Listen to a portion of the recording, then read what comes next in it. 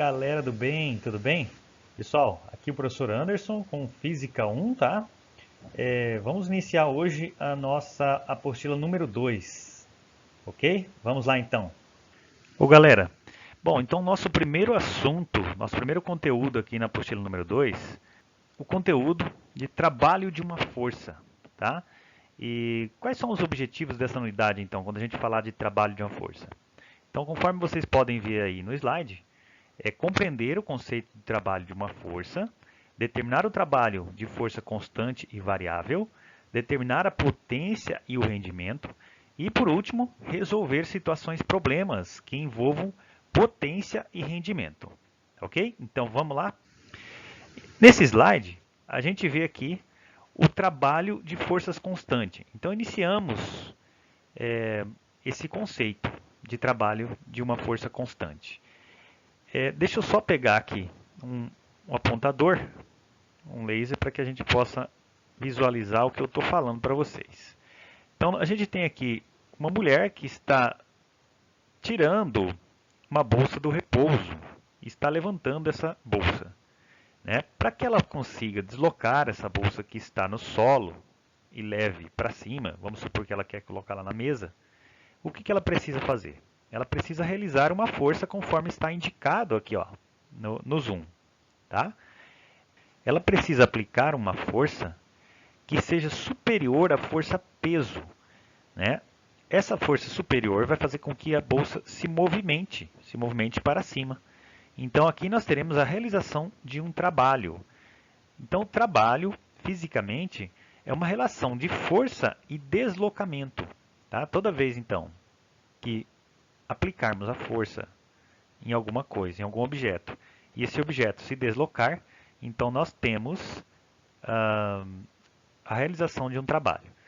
Conforme a apostila de vocês, trabalho é uma grandeza escalar definida pela quantidade de energia transferida de um sistema a outro, ou transformada de um tipo em outro. O trabalho é representado aqui ó, pela letra grega tau, que é uma letra que os alunos sempre estranham, tá? Mas é para representar, então, o trabalho. E é medido em Newton vezes metro. Newton vezes metro. Ou, mais comumente, Joule. Ou Joule, como queiram, tá? Com a letra J maiúscula no Sistema Internacional de Unidade. Mais adiante, a gente poder entender melhor. Olha só. Determinação do trabalho de uma força constante. Para que a gente determine esse trabalho, eu tinha dito antes para vocês que o trabalho de uma força é uma relação de força e deslocamento.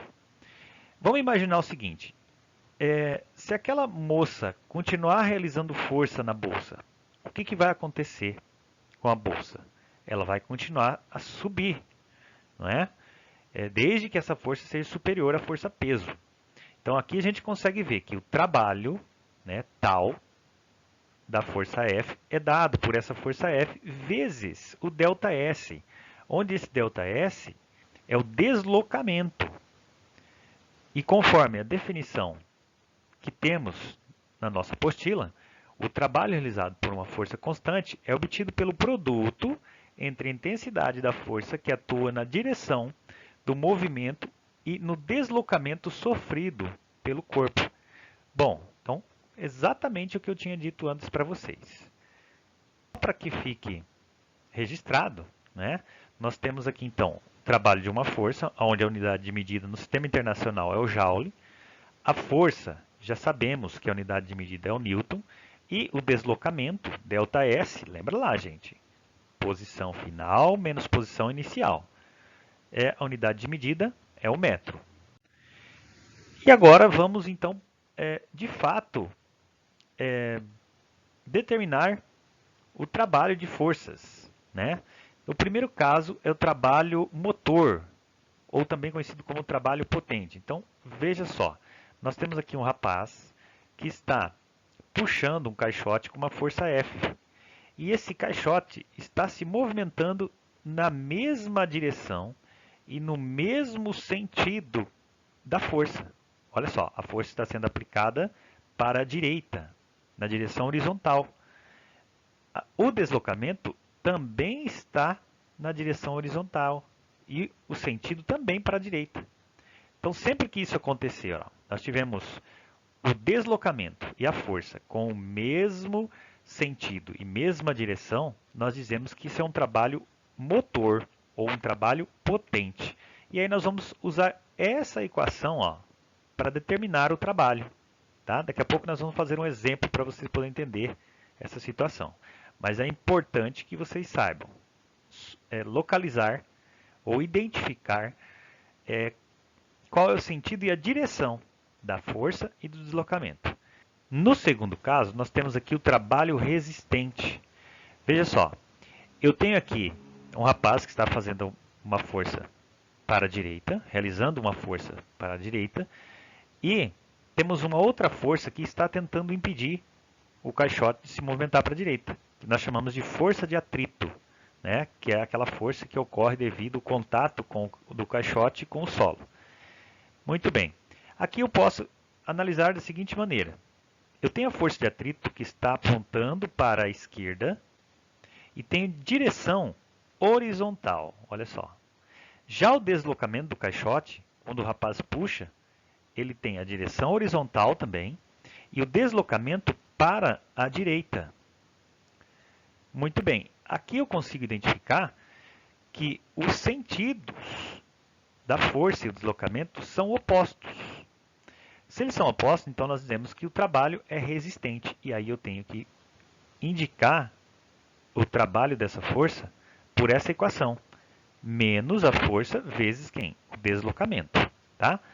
Então a dica que eu tenho aqui para vocês é que a força e o deslocamento têm mesma direção e sentidos opostos. Quando o trabalho é o quê?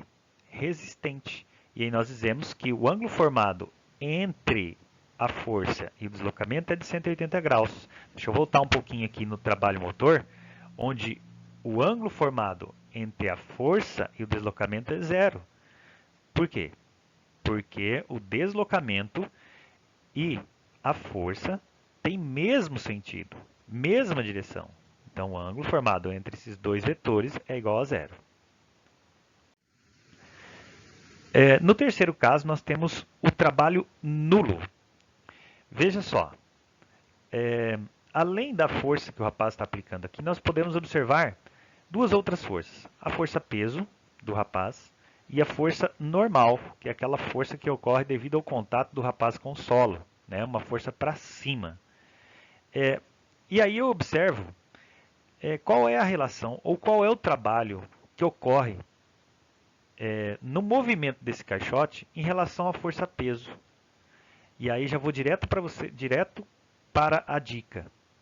Força e deslocamento têm direções e sentidos perpendiculares entre si quando o trabalho é igual a zero, quando o trabalho é nulo. Tá? Então, toda vez que eu tiver uma força que for perpendicular ao deslocamento, né, então nós temos um trabalho nulo, conforme a gente está vendo aqui. Tá? E conforme a observação de vocês aí, a gente tem que a força normal e a força peso aplicadas sobre o bloco não realizam trabalho nesse movimento horizontal. Alguém já deve estar pensando, é lógico, né? A força peso e a força normal não estão interferindo na movimentação do caixote, né? Então ela não realiza trabalho, não há deslocamento devido a essas forças. E aqui nós temos então uma sequência de exercícios, tá? Vou fazer o primeiro aqui com vocês, para que vocês possam compreender, e aí ficam os outros 4 para vocês treinarem aí, tá? E depois eu faço um vídeo corrigindo essas questões aí. Vamos lá então para o primeiro. Olha só.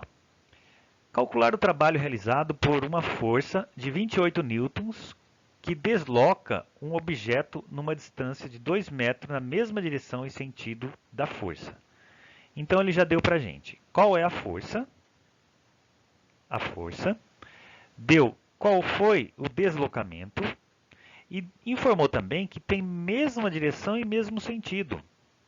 Não foi perguntado, mas eu posso aqui observar que esse trabalho é um trabalho motor ou potente. Por quê? Porque tem mesma direção e mesmo sentido. Então, vamos resolver.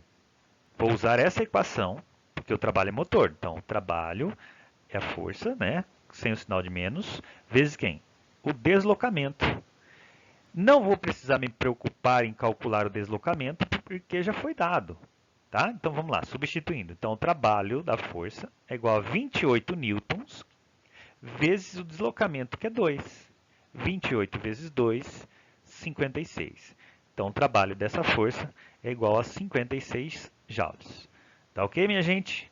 Um forte abraço, fique com Deus e até a próxima.